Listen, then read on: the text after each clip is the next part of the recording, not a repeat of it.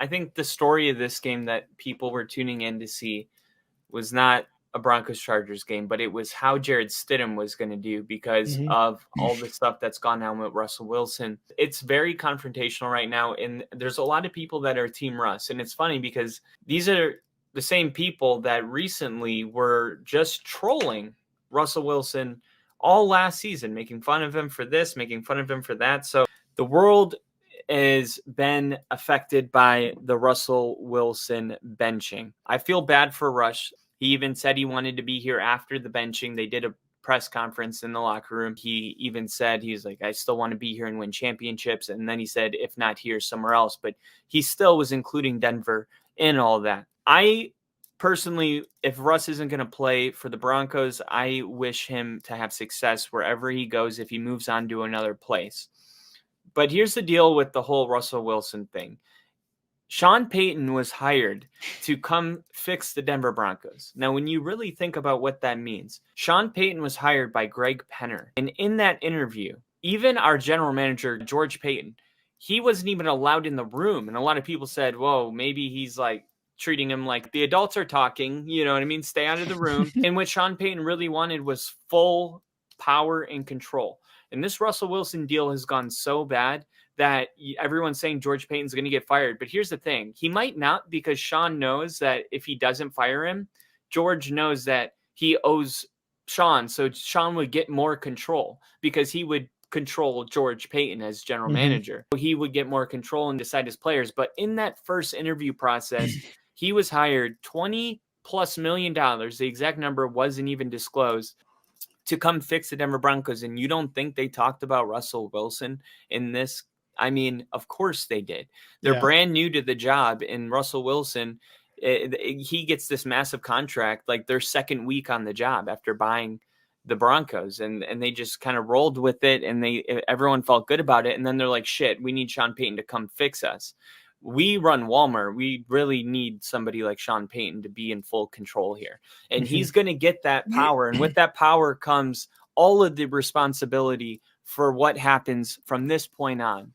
But this was a conversation, and they said plan A was to try to fix Russ. If Russ was not fixed, then plan B was Stidham. That's why the first day of free agency, Denver made a $10 million move for Stidham, because he was always plan B. We are in plan B right now because Russell Wilson was not fixed. His numbers were better. All of that, I get that. But as a person that watches every single Denver Broncos game, just because there's a couple amazing plays per game doesn't mean that Russ is missing wide open receivers, not throwing to the middle of the field, and running himself into sacks. This stuff is happening all the time during the games. I don't think Russ had the kind of year where Sean feels confident. He made numerous statements after games this season about simplifying the offense, shorter terminology.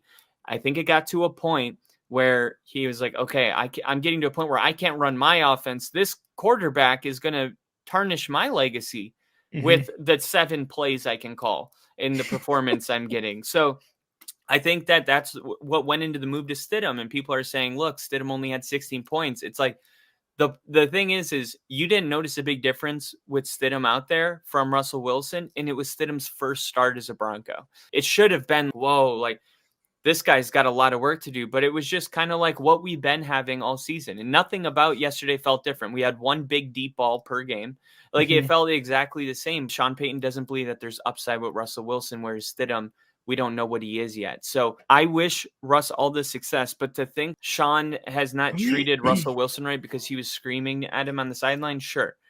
But that's not really what we're talking about. Because Sean yelled at him on the sideline, does that mean that Russ should have to be the quarterback of the Denver Broncos? Like, let's not tie in things that aren't about what it's about. This is about Sean Payton making the Denver Broncos a Super Bowl contending team in the future. And I don't believe he thinks he can do that with Russell Wilson. I don't know if he believes he can do it with Jared Stidham, but that's why we're trying to figure these things out right now.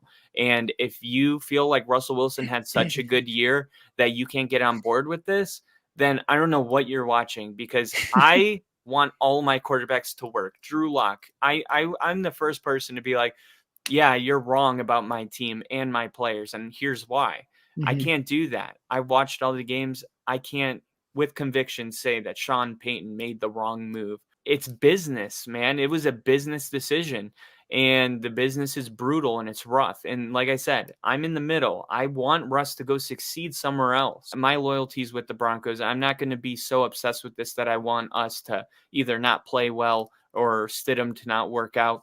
We should be wanting to go through as many quarterbacks as it takes until we find our Justin Herbert, Patrick Mahomes. Like, we need somebody like that. And Sean, I think for the kind of offense Sean's trying to run, he absolutely needs a quarterback like that. And just like every other team in the NFL, even the ones that are paid $200 million, if they don't play like a $200 million quarterback, then we're gonna keep looking, and the search will go on until somebody makes a big move. Like, every franchise is always looking for that quarterback. And once again, the Denver Broncos are searching for that one. However, I think with Sean Payton, even if we don't have that guy, we'll still have an 8-9 win season. I would consider this our floor with Sean Payton as our coach. 8-win season is our floor. But the upside, we got to see what Sean can do with full control, with full drafting, with full all of that. Love it. Love it. And yeah, it really was a business decision, and business is very messy. Very messy. And well, not even very messy, but it's very like, this is what happens and this is a decision, and you're just kind of left there and you're like, what? And you're like, that's business. And the last thing I'll say about it is, we are drafting at a position where we may be able to draft Washington's quarterback if we stay at 14. He's not projected to go early. Yeah. B, we could trade Jerry Jeudy and like, Sean knows how to trade draft picks, so he could move. Like, it's Sean fucking Payton. Like, if he wants to move up to 10, he's moving up to 10. But I still think he wants to see what Jared Stidham is. I still think he wants to explore what they have there. So when Sean first got here, he cut Randy Gregory. We applauded that, because he comes in, he's like, you are not a first-round draft pick. You are not a $200 million quarterback. You are all just football players. You are all equals, and I will be judging, and you have to be the best to earn your 52 spot. We're not giving it out to anybody. And when he cut Randy Gregory, we were like, oh my God, Randy Gregory is the highest paid defensive player we have. And Sean just cut him. What a statement. And then he does it with Russ, and we all freak out. Like, we just applauded him for doing it with Randy Gregory. And now he's doing it with Russ, and people are losing their minds. Nobody's safe. Yeah. Haven't you realized that? Like, he made that very clear. So